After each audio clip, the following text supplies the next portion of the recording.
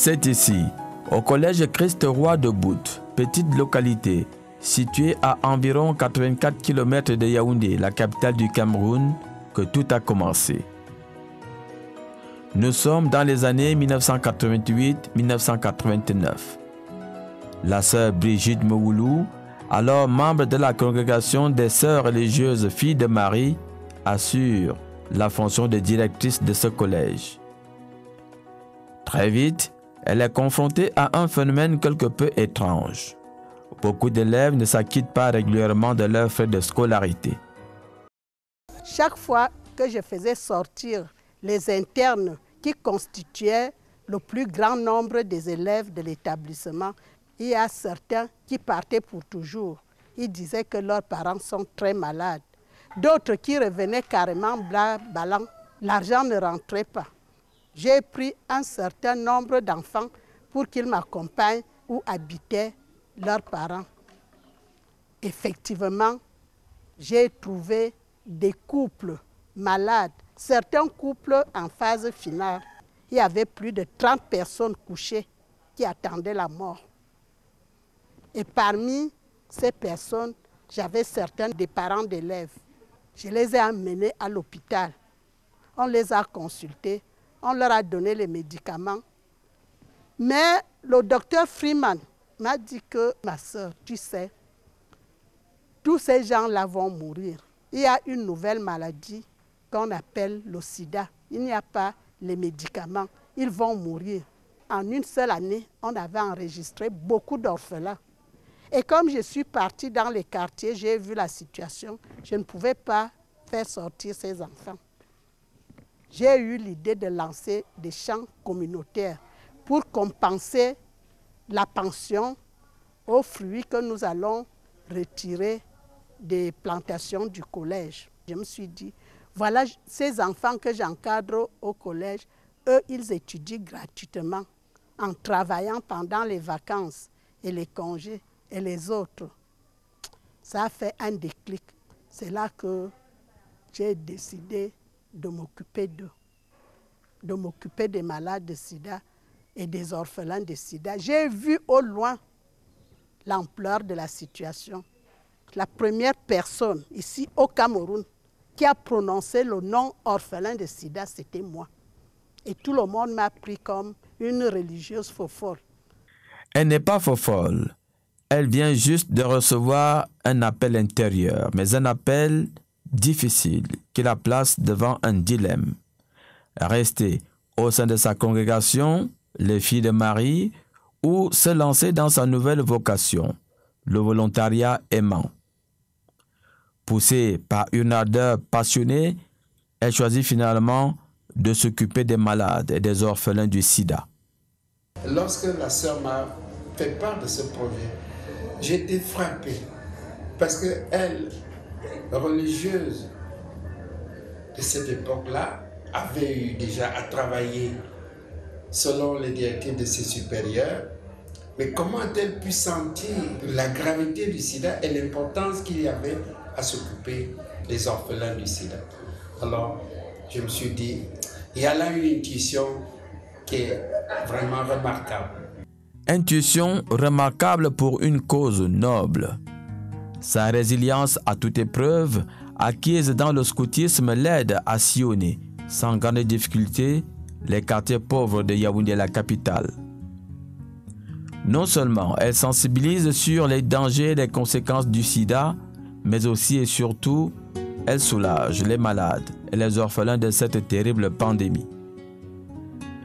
Et dans ce volontariat aimant, elle découvre l'horreur au superlatif. Des malades abandonnés, chassés du monde des hommes.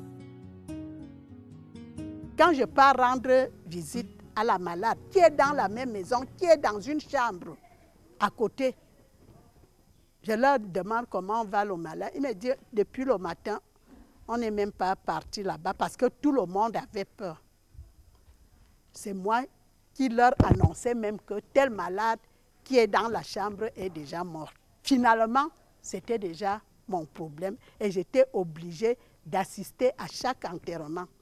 C'est ainsi qu'un jour, nous sommes dans un enterrement d'une femme. Son mari était déjà mort. L'enterrement fini. Tout le monde part. Un des plus petits vient me tenir par la bille comme ça, c'est comme ça. Elle m'a dit, maman, je vais venir avec vous. Quand les autres ont vu, ils sont venus autour de moi. J'ai regardé les gens pour voir qui va prendre ces enfants qui sont restés avec moi au bord de la tombe. La personne, tout le monde est parti. J'ai mis les enfants dans ma voiture. Nous sommes partis dans ma chambre. C'était en Coletton. Il n'y avait même pas de fenêtre. 2 semaines après, je suivais une malade. Quand j'arrive chez elle, parce qu'on lui a donné la chambre derrière la maison, une toute petite chambre, je frappe la porte, personne n'ouvre. Je pousse dans la porte. Je trouve que la maman est morte, mais elle était couchée avec son garçon, un garçon de 6 ans, qui ne savait même pas que sa mère est morte. Cette histoire m'a bouleversée. Je ne savais comment dire à l'enfant que maman n'est plus. Je l'ai réveillée doucement. Je lui dis, allons au centre. Elle appelle maman. Maman, je lui dis que non, maman dort. Allons. Je l'ai portée dans ma voiture. Je l'ai amenée dans ma chambre. Voilà le 5e enfant. Et je suis revenue m'occuper du corps. J'ai commencé donc avec 16 enfants dans ma chambre. Une petite chambre sans fenêtre. Malgré tout, la sœur ne se décourage pas. Elle poursuit imperturbablement son nouvel apostolat. En plus de s'occuper des malades et des orphelins du sida dans les quartiers, elle prend part aux réunions et séminaires sur la terrible pandémie. Et un jour, un volontaire expatrié lui rend visite et découvre Éberlué, le KGB, dans lequel elle vit avec ses orphelins. La sœur, c'est ici que tu vis avec ces enfants-là, avec toutes ces odeurs-là. Tu sais, il y a les plus. J'ai dit, c'est comme ça que je vis. Il m'a dit que ce n'est pas sain de vivre avec les enfants dans une petite chambre comme ça. Et ce n'est même pas bien pour moi-même. Il m'a dit, moi-même, je n'ai pas l'argent. Moi aussi, je suis salarié. Mais est-ce que tu ne peux pas bâtir une petite maison même en planche? J'ai dit, je peux le faire. Il m'a donné un peu d'argent. C'est comme ça que commence donc le centre d'accueil. Le rêve de la sœur commence à devenir réalité. Il faut légaliser la structure et lui trouver un nom de baptême. Comme c'est très souvent le cas, les idées s'opposent et se superposent. Finalement, ce sera le centre d'accueil de l'espoir. Au fil des ans, la demande devient de plus en plus pressante, au point où la religieuse ne sait plus à quel saint se vouer. Elle découvre alors la difficulté qu'il y a à mendier pour les autres. J'ai fait beaucoup de demandes. Mes demandes n'aboutissaient pas. J'ai dit, il faut que je m'adresse aux Caritas européennes. C'est comme ça que le père Jean-Claude Souette, il était procureur à la procure ici à Yaoundé. Lui aussi, il a été au courant de ce que je faisais au quartier. Il m'a dit, si tu restes ici au Cameroun, tu écris des lettres, des demandes d'aide, tu n'auras rien. Il faut que tu te déplaces, que tu ailles en Europe. Toi-même, tu frappes aux portes des organismes. Je vais t'aider à payer le billet d'avion. Si tes démarches aboutissent, tu me rembourses l'argent. Il m'a dit comment faire. C'est comme ça que j'ai donc commencé à voyager. Et dans mes voyages-là, j'ai rencontré un prêtre spiritain, le père Friou, lui-Marie, à Paris. Il me dit, est-ce que tu peux me montrer tes projets? Je lui ai montré les projets. Entre autres, il me dit donc que quand je vais venir là-bas, moi je suis missionnaire en Centrafrique. Comme je vais aller en Centrafrique, je vais m'arrêter au Cameroun pour voir ce que tu fais. Effectivement, il est venu. Il me dit, où sont tes bureaux? Je lui dis que moi, je n'ai pas de bureau. Il rit, il dit non. Quand tu fondes une association, la première chose, c'est d'avoir une adresse. Il me dit, demande même un vieux garage. Tu arrives si on te donne un vieux garage, mets ta petite table, mets ta chaise et tu écris les centres d'accueil de l'espoir. C'est ça, avoir l'adresse. J'ai loué 2 petites chambres à Dakar pour faire les bureaux. Une petite chambre, c'était pour exposer les documents, mon matériel éducatif et tout. L'autre petite chambre, c'était pour accueillir les personnes séropositives, les enfants et les gens qui veulent venir me voir. Il y a encore des écritures qui finissent déjà sur cette clôture, écrit les centres d'accueil de l'espoir. Entre-temps, le père Friou m'appelle. Il me dit, ça m'a fait pitié quand j'étais là-bas au Cameroun. Je connais un organisme qui aide. On l'appelle Pro-Victimis. Je vais faire un projet pour toi. Je te conseille de trouver des vieux bâtiments quelque part qu'on peut rénover. C'est ainsi que j'ai trouvé les vieux bâtiments là où nous sommes. Alors, le projet a abouti, pas pour les constructions, comme on a filmé ces vieux bâtisses-là, on a envoyé ça en Suisse. Pro-Victimis a accepté de rénover. Malgré toutes les campagnes de sensibilisation menées au Cameroun, le sida continue de faire des ravages. Alertée, une équipe de journalistes allemands et suisses décide d'enquêter dans les quartiers pauvres de Yaoundé. J'ai rencontré le ministre Moné Kosso. Il me dit, ma soeur, j'ai entre mes mains des Suisses allemands, des journalistes qui veulent marcher dans les quartiers pour voir comment la lutte contre le sida se passe au Cameroun. Et personne ne peut le faire, mais on m'a dit que c'est toi qui peux le faire. Il me dit alors, ces Suisses allemands, ils ont dit qu'ils aimeraient que le matin, ils marchent avec quelqu'un jusqu'à la fin de la journée et ils font comme ça une semaine. Je lui ai dit, même s'il faut marcher dans les quartiers pendant un mois, je peux le faire avec eux. On partait le matin à 8 h, on revenait vers les 20 h. Quand les gens ont marché 3 jours, ils étaient fatigués, ils m'ont dit que ça va, ça suffit comme ça. Quelques semaines plus tard, le film sur la lutte contre le sida dans les quartiers pauvres de Yaoundé est diffusé dans une chaîne de télévision suisse. Le feedback est positif et les retombées immédiates, répercutées à la sœur par un père bénédictin du monastère du Mont Fébé de Yaoundé. Ma sœur, j'ai une petite chose pour toi, une petite enveloppe. Il y a une dame suisse qui vous a envoyé cet argent. Et la dame suisse l'a dit, quand tu iras encore en Europe, tu pars la voir. Quand il me donne l'enveloppe, c'était une somme de 800 000. Quelle a été ma joie. J'avais de quoi acheter la nourriture aux enfants et de régler les petits problèmes. L'appétit venant en mangeant, la sœur Brigitte Mougoulou entreprend un voyage dit de récolte en Europe. Occasion pour elle de faire la connaissance de la donatrice suisse dans la principauté du Liechtenstein. Elle m'a bien accueilli. Elle me dit, on a montré vos images à 1 h du matin ici. Quand on a dit ça aux informations qu'on va montrer comment une religieuse noire, africaine, camerounaise travaille dans les quartiers de Yaoundé. Et on a donné l'heure. J'ai dit, je veux regarder cette émission. Et non seulement je l'ai regardée, j'ai copié. Elle me dit donc que j'ai travaillé dans un petit organisme. On va aller les voir. On a projeté ça. Tous les gens sont venus voir. Si par exemple, comme je suis là et que les gens d'ici sachent mon état, connaissent bien mon état, il fallait voir comment ils devaient déjà chanter ici. Oh, sida, partout.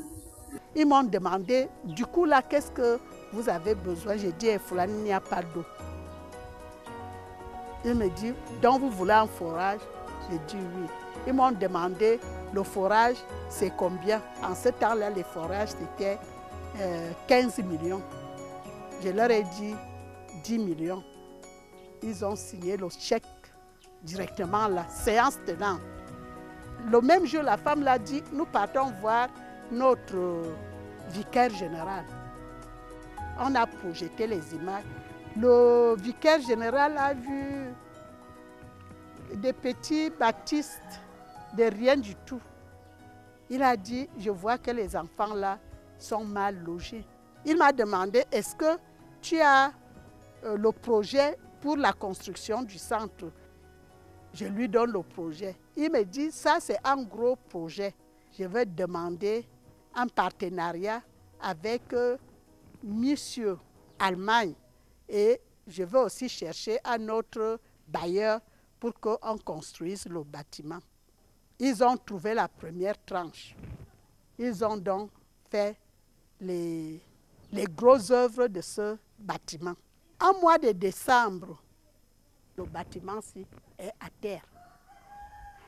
Je me suis assise ici sur la cour parce que je n'avais pas de mots. Je vois la porte qui s'ouvre. C'est qui? Un Suisse qu'on appelle Eric Linder. Avec d'autres, 3 autres Suisses. Ils sont à 4. Il me dit, la sœur, qu'est-ce qu'il y a, pourquoi?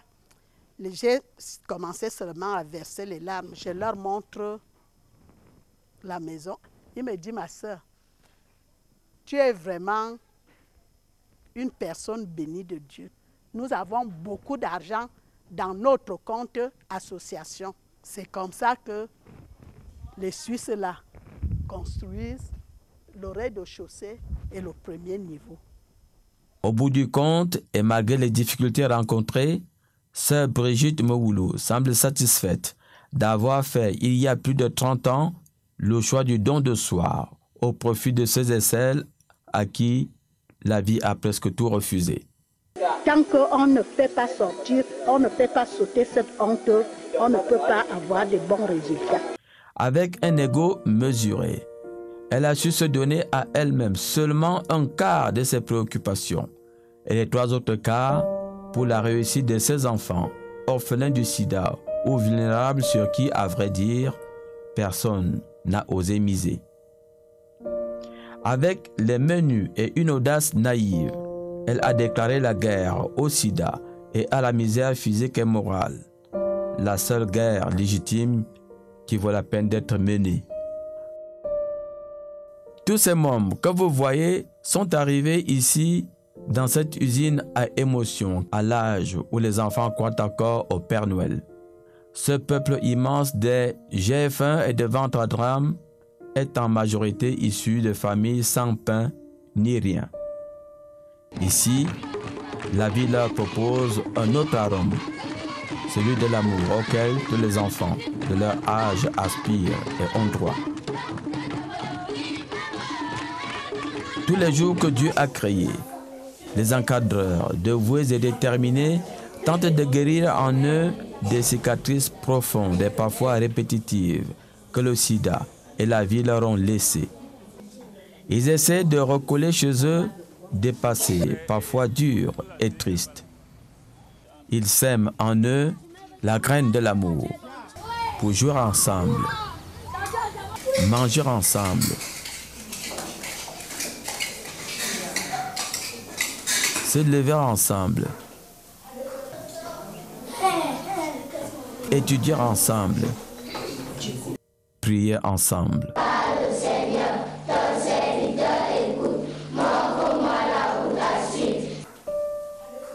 Chaque fois que j'arrive ici, je suis en admiration de voir le développement qu'a pris cette structure du centre d'accueil de l'espoir.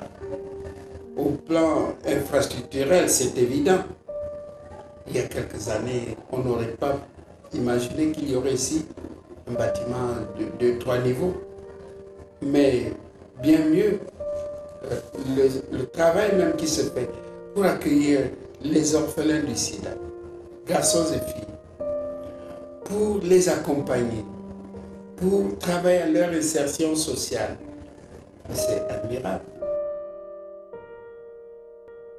Pour des besoins d'efficacité, la sœur Brigitte Mouloulou décide de s'attaquer à tous les volets de la lutte contre le sida au Cameroun.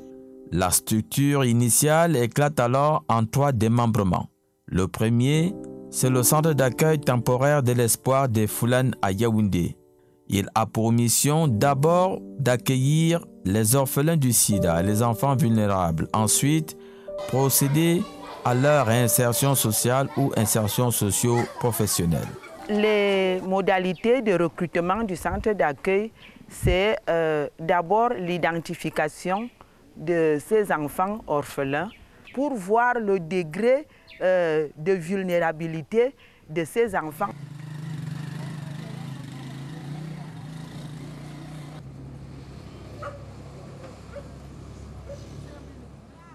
Une fois ces orphelins et enfants vulnérables que nous appelons communément les OV recrutés, nous leur offrons donc les prises en charge. Par exemple, la prise en charge psychomotrice, c'est-à-dire quand ils arrivent, nous voulons voir leur poids, leur taille, pour pouvoir faire le suivi et voir s'ils évoluent bien au niveau morphologique.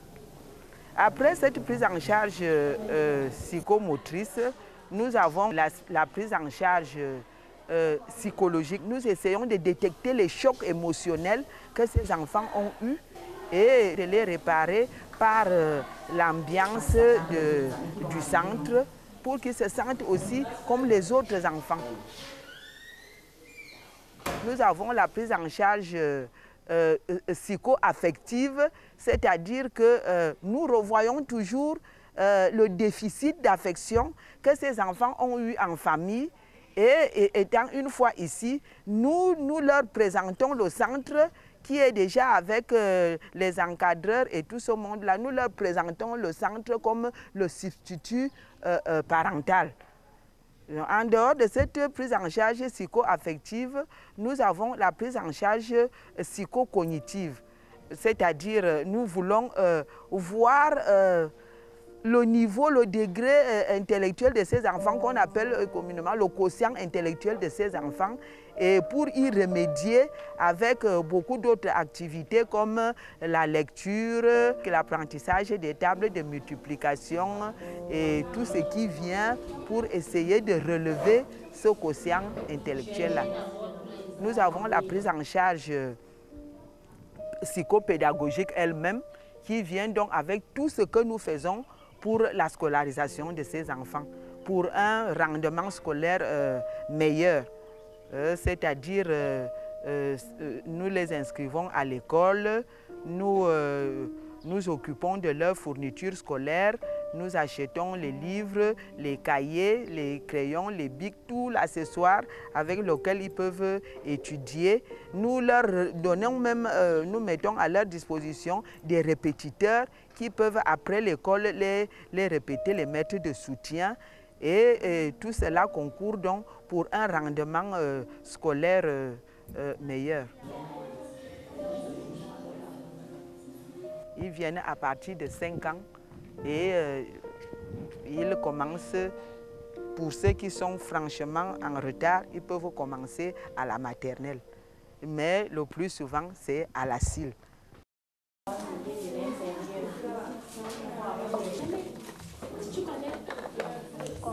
Ils se lèvent à 5 h du matin et de 5 h à 5 h 15 minutes, ils sont en train de faire leur lit, de dresser leur lit. De 5 h 15 à 5 h 30, ils font la prière. 5 h 30, 6 h, ils ne vont qu'aux petites occupations, c'est-à-dire les petites charges, la propreté de leur centre, nettoyage du centre, balayage. Ils essuient leurs aires, les dortoirs, là où ils mangent, et ainsi de suite. Ça, c'est des petits travaux du matin. À 6 h, ils vont faire leur toilette. À 6 h 30, ils prennent leur petit déjeuner.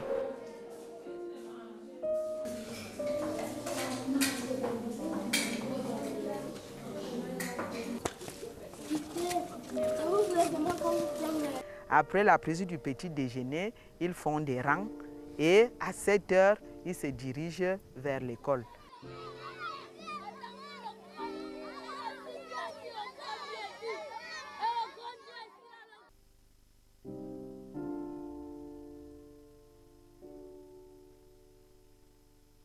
Quand ils rentrent à 13 h, ils font donc le tour de bain.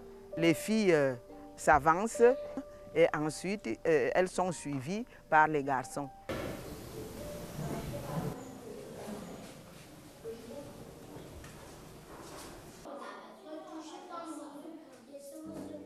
Après tout cela, ils font la table, ils font le service et ils mangent.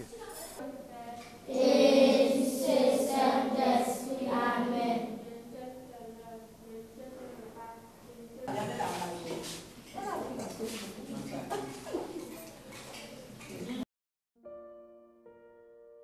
Après avoir mangé, ils ont un petit temps de pause.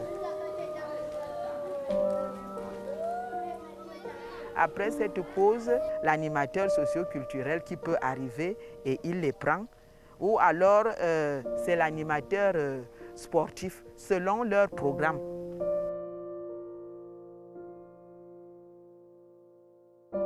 Nous sommes dans la somptueuse salle de spectacle, d'activités socio-culturelles des centres d'accueil de l'espoir des Foulanes.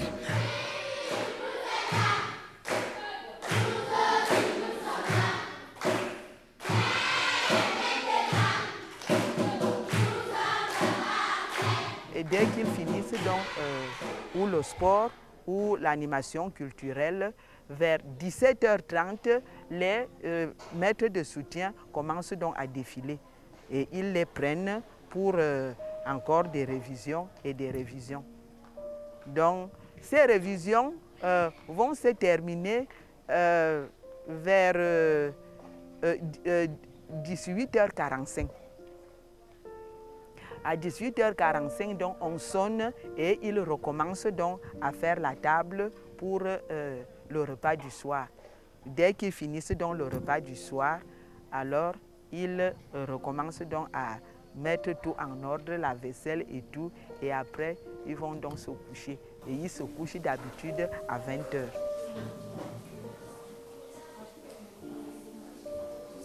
Pour éviter cet enfermement, parce qu'ils vivent en institution, ils vont en excursion.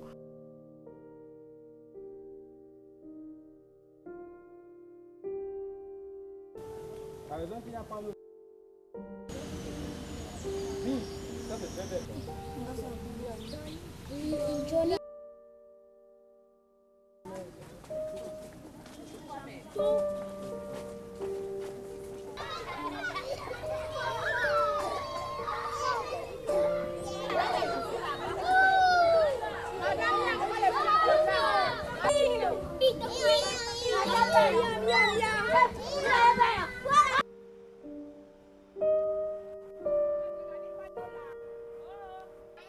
Vous voyez grand-père,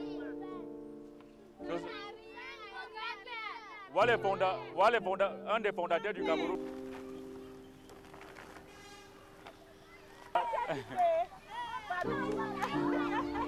Voilà encore l'autre, un bateau.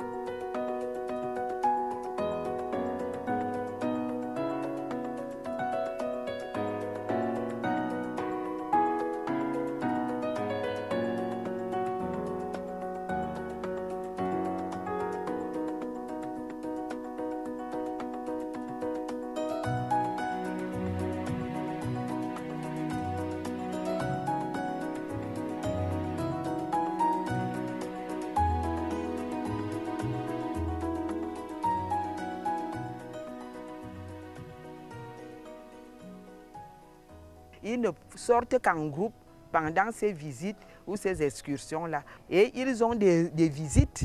Nous permettons à leurs parents, ce qui leur reste comme parents, de venir de temps en temps leur rendre visite. Il y a une visite obligatoire, c'est chaque dernier samedi du mois où ces parents eux-mêmes doivent assister à une réunion que nous avons appelée école des parents. Donc ils viennent donc à cette réunion, mais cela ne veut pas dire qu'ils ne doivent pas venir entre-temps parce que nous avons vu qu'ils étaient tellement en manque d'affection et hormis l'affection que nous leur donnons ici, il faut aussi qu'elle soit franchement complétée par l'affection de leurs parents.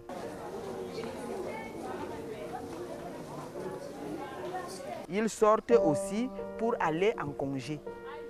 Par exemple, les congés de Noël, ils vont en congé comme tous les autres enfants. Ils quittent un peu le centre pour retrouver leur famille.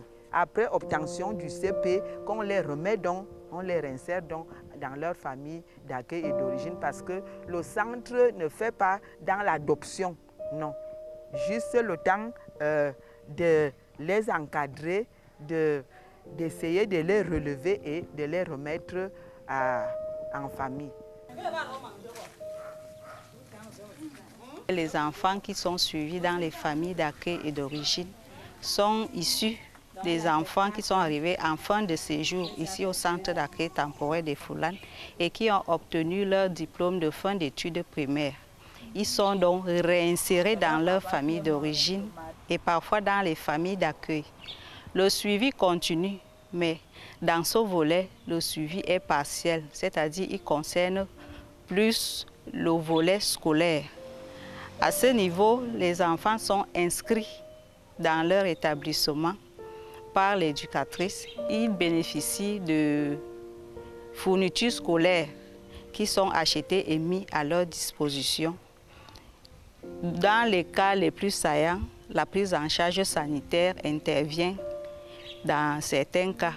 Et aussi la prise en charge alimentaire quand nous constatons que l'indigence est avérée dans certaines familles qui n'arrivent pas à prendre les enfants en charge. Ces enfants sont donc dans le secondaire, l'enseignement supérieur et les cycles de formation. Et spécialement 5 que nous avons à l'association musulmane Darussalam qui sont dans le cycle primaire. C'est seulement parce que de par leurs us et coutumes, ces enfants ne peuvent pas intégrer le centre pour y vivre. C'est pour cela qu'on leur a accordé cet espace-là de rester chez eux et d'être pris en charge étant chez eux. Le deuxième démembrement s'occupe non seulement de sélectionner les enfants en difficulté pour une éventuelle prise en charge partielle ou totale au centre d'accueil temporaire, mais aussi de l'éducation et de la sensibilisation sur le sida dans les quartiers pauvres de Yaoundé. Le volet éducation-sensibilisation est constitué de 15 éducateurs communautaires, n'est-ce pas, qui sont repartis en 6 équipes de 2 et une équipe de 3. Cette équipe, n'est-ce pas, sillonne au quotidien les 7 arrondissements de la ville de Yaoundé, dans l'optique, n'est-ce pas, de la transmission du message de santé et relatif à la prévention des IST VIH-Sida, les maladies opportunistes liées au VIH-Sida, la prévention en transmission mère-enfant du VIH et bien évidemment la vulgarisation des méthodes du planning familial. Au début de chaque quinzaine, n'est-ce pas, chaque équipe, n'est-ce pas, dépose son planning de centre sur le terrain auprès de la cellule de coordination. C'est sur la base de ces 7 planning familial que cette cellule va assurer le monitoring, n'est-ce pas, des descentes sur le terrain. Et à la fin de chaque quinzaine du mois, nous nous retrouvons ici à Siméon, dans le cadre de la réunion d'harmonisation qui nous permet, n'est-ce pas, d'avoir une vue panoramique, n'est-ce pas, de l'action des éducateurs communautaires sur le terrain.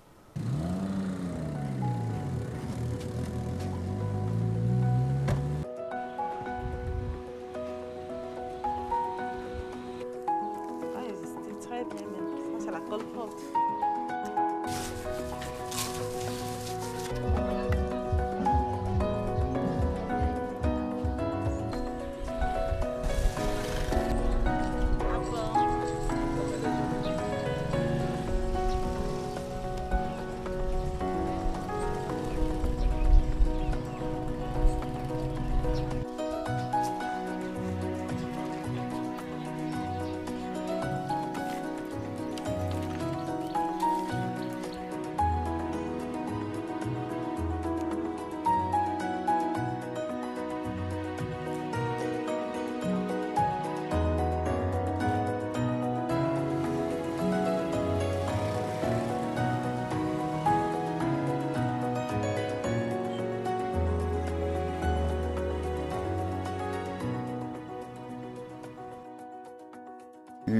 l'éducation sensibilisation a noué, n'est-ce pas, une série de partenariats.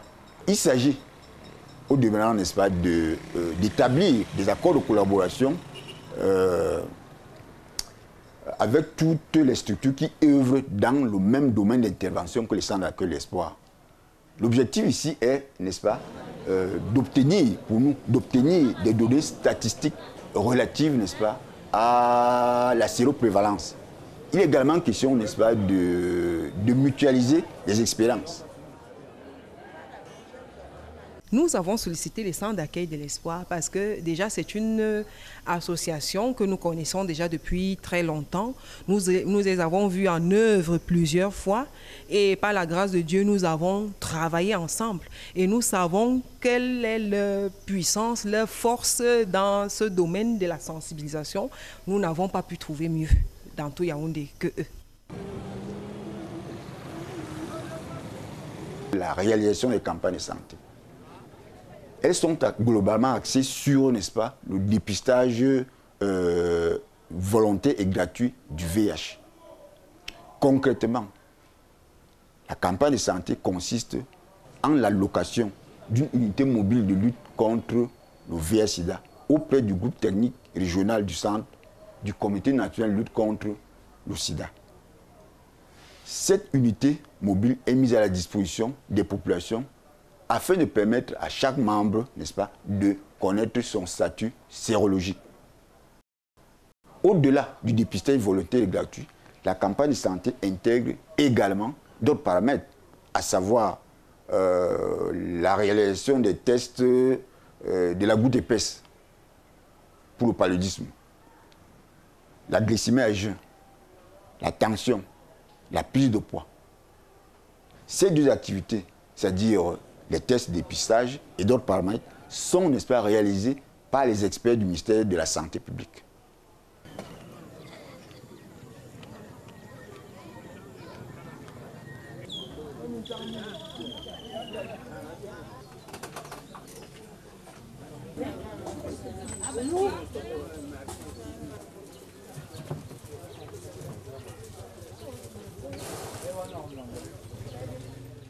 Je viens de faire mon test de dépistage de sida qui est très important pour la vie également, pour s'assurer de sa sérologie. Tout ce que nous pouvons souhaiter, c'est que des occasions comme celle-ci se reproduisent pour le bien-être des populations. Comme l'a dit un proverbe chinois, je cite, c'est par l'accueil qu'on reconnaît les intentions de la visiter. Certes, l'accueil que nous vous réservons, si modeste soit-il, parle d'un très profond sentiment de reconnaissance des populations des Sajok.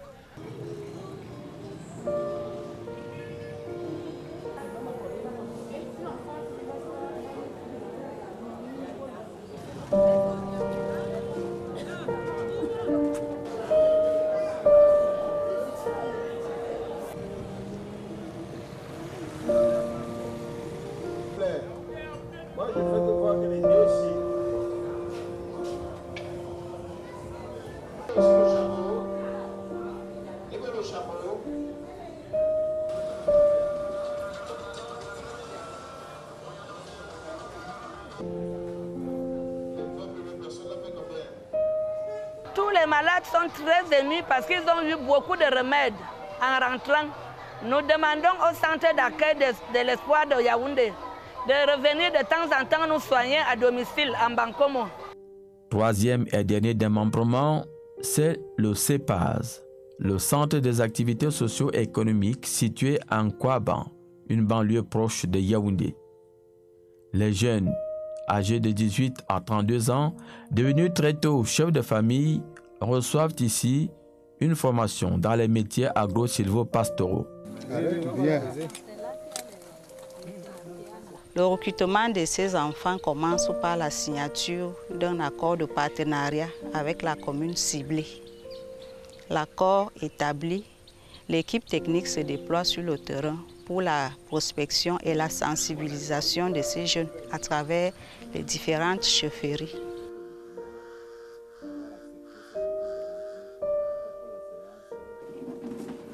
Tout ce que nous pouvons faire, c'est d'exciter ces enfants à aller se faire former. Je pense que notre rôle, c'est aussi ça, en tant que parents et chefs, de voir que nos jeunes sont occupés quelque part. Ce qui m'a motivé à accepter la formation de l'élevage, c'est parce que depuis mon enfance, j'ai rêvé de faire ça. Si vraiment on nous a donné cette chance de faire cette formation, on ne peut pas refuser. Les enfants qui vont se manifester par leur engouement et leur volonté vont passer une enquête sociale. L'enquête sociale va permettre d'évaluer le degré de précarité et d'engouement de chaque enfant. Il y aura donc une liste déjà de pressentis. Ces pressentis vont donc venir au site pour faire la visite d'imprégnation. Cette visite d'imprégnation permettra aux enfants d'apprécier le site où ils vont faire la formation.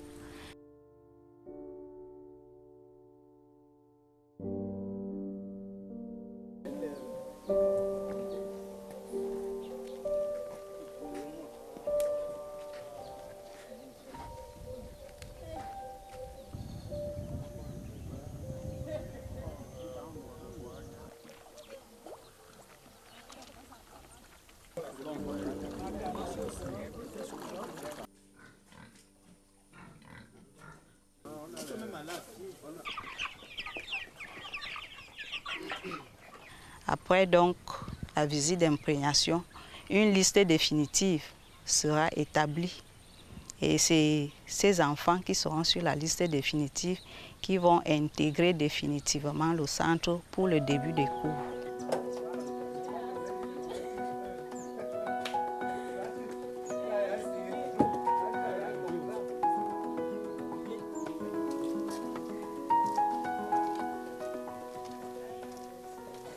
La formation est faite en deux phases, la phase théorique et la phase pratique. La phase théorique, ça se passe ici au centre, ici en Kouaban. Les cours débutent ici à 8 h et s'achèvent à 15 h. La phase pratique, c'est d'abord ici et puis ils se spécialisent beaucoup plus à l'école pratique d'agriculture de Bingela, là où on trouve les grands ateliers dans ces domaines-là. Tout commence d'abord au niveau de l'escra, qui est en quelque sorte la terre. Il faut avoir une bonne terre déjà. Et maintenant, nous les mettons dans des pots. Ensuite, on nous apprend aussi à ensemencer. Ça, c'est un verger de limon, citron, un peu de tout. Nous sommes à présent du verger de mangue greffé. Comme vous pouvez le constater, on a plusieurs variétés ici. On a les quêtes, on a les ken et les mayas. Présentement, nous sommes dans l'un de nos champs, le champ de piment. Donc, spécialement une variété différente d'autres variétés qu'on fait d'habitude. Cette variété, c'est bec d'oiseau. C'est plus utilisé dans la fabrication des sardines, les sardines pimentées. Voici actuellement le champ de maïs du KS. On l'a semé, ça fait 2 mois et demi aujourd'hui. Nous avons là près de 2 hectares de champs de maïs.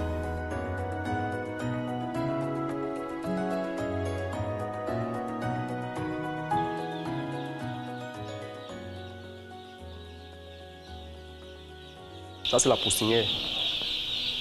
On s'est divisé en 4 parties. Donc, on a scindé les poussins. C'est-à-dire que lorsqu'ils finissent de manger, qu'ils ne perdent pas le poids. C'est-à-dire de traverser de l'autre côté. Ils sont trop petits. Oui, ils sont à 2 jours. Nous encadrons le temps de vérifier tout un chacun, le niveau de tout un chacun. Donc tout se passe vraiment très bien. Le KS est l'un des partenaires privés que nous avons ici. C'est en sorte un appui technique que nous fournissons au KS pour que cette structure qui n'est pas une structure de bienfaisance puisse se développer en son sein un centre de formation comme le nôtre, dont nous participons à la formation des formateurs. Nous participons également à fournir à leurs apprenants l'expérience pratique qu'il leur faut dans les domaines qu'ils ont choisis. Donc d'année en année, nous hébergeons ici un certain nombre de jeunes qui sont sous la houlette des CAES et je crois que la satisfaction est mutuelle jusque-là. Après Bingala, les apprenants rentrent au CEPAS pour préparer l'examen de fin de formation qui est organisé par le ministère de l'Emploi et de la Formation professionnelle. Au terme de ces examens, les apprenants obtiennent le CQP, c'est-à-dire le certificat de qualification professionnelle. Conséquence directe de ces 3 démembrements, la structure change de dénomination et devient Association des centres d'accueil de l'espoir. Une association reconnue d'utilité publique au Cameroun et qui jouit du statut consultatif spécial auprès du Conseil économique et social des Nations Unies. Il faut préciser ici que le bilan jusque-là, jugé positif de ce volontariat aimant, est le résultat d'une œuvre collective. On a tenu bon. Le conseil d'administration, le comité technique, la direction générale et les membres, les gens qui travaillent avec nous, on a tenu bon. Pendant 30 ans, les enfants que nous avons eus ici au centre qui sont venus, qui avaient 5 ans, 12 ans, 9 ans, aujourd'hui, il y a beaucoup qu'on a réinsérés. Il y a même ceux qui sont des fonctionnaires en A2 aujourd'hui. Il y a d'autres qui ont appris un métier et qui sont installés chez eux. Mais avec la conjoncture actuelle, parce que nous vivons ce que les familles vivent aussi, on se retrouve avec beaucoup aujourd'hui qui sont des diplômés de l'enseignement supérieur qui n'ont pas de travail. On leur demande même de se reconvertir. Bien sûr, ils se reconvertissent, mais pour s'installer, ils n'ont pas d'appui pour s'installer. Et au niveau des Caritas européennes, ils nous disent carrément qu'ils n'ont plus d'argent. Qu'est-ce qu'il faut faire? Il faut fermer. La sœur Brigitte Mouloulou n'est pas le genre à blasphémer son destin. Alors, la belle aventure, la grande aventure va continuer. Surtout que la moisson est abondante. À ce jour, plus de 1000 enfants ont trouvé leur bonheur au centre d'accueil de l'espoir de Yaoundé. Et ces enfants n'ont jamais oublié celles et ceux qui leur ont tendu la main au moment où ils en avaient le plus besoin. Je suis arrivé au centre, j'avais 14 ans, je faisais le complémentaire 1. On m'a mis à l'école, on m'a payé la formation. Je tiens vraiment à remercier la Reverende Sœur pour ce qu'elle fait pour nous, parce qu'elle nous a vraiment beaucoup aidé dans la vie. Je suis au niveau 3 à l'université de Yaoundé 1 parce que je suis en cycle licence. Le centre d'accueil de l'espoir est un lieu où vraiment on retrouve tout ce dont nous avons besoin. Les éducants s'occupent de nous normalement, ils s'occupent de nous comme leurs propres enfants. Je suis en niveau 1 à l'université de Mouakene en filière biosciences. Donc, depuis que je suis au centre, le centre m'aide vraiment beaucoup. Et je dis merci à la révérende Sœur car elle a beaucoup fait pour moi. Depuis 2009, le centre m'a soutenu, que ce soit de façon morale, que ce soit de côté matériel. Sur le plan académique, d'abord, j'ai fait sciences biomédicales, donc j'ai un master en santé publique. Sans les centres d'accueil, je n'aurais pas pu percer facilement. La sœur a décidé de me prendre en charge sur le plan scolaire. Elle a donc payé mes études, la classe de seconde, jusqu'à, je peux dire, à l'université. Et je ne peux que remercier la sœur pour tout ça. Et remercier également le bon Dieu qui l'a placé sur mon chemin. J'ai été encadrée au centre d'accueil de l'espoir Foulane depuis l'âge de 9 ans. Vraiment, j'ai reçu une éducation qui a fait de moi celle que je suis aujourd'hui. J'ai choisi vraiment ma vocation, une profession qui où je peux vraiment m'exprimer. Comme vous avez pu constater, c'est un institut de beauté, donc je suis esthéticienne cosmétologue. Et vraiment, grâce à mon mari qui est ici communicateur d'entreprise, cette société a évolué et j'espère qu'elle évoluera encore plus. Je suis maman, je suis une épouse et j'ai une entreprise. Elle a toutes les valeurs qu'incarne la femme. Au-delà de la beauté physique, il y a la beauté intérieure également qui compte. Donc elle a toutes ces valeurs-là et par-dessus tout la crainte de Dieu. Et c'est ça le plus important. Je pense que c'est ce qui m'a le plus attaché à elle. Vraiment, je veux dire merci à la sœur Brigitte Mouroulou.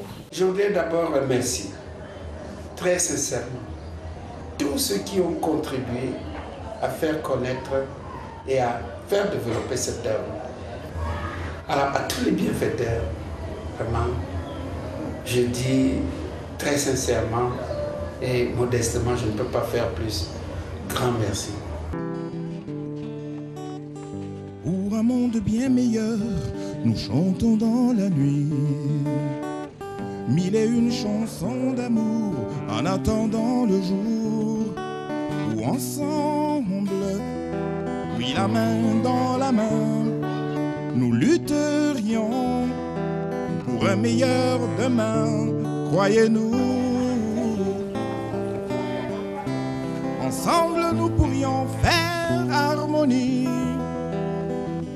Et comme un arc-en-ciel qui décore le jour, mixer toutes les couleurs du monde ici et chanter la plus belle des mélodies, l'amour.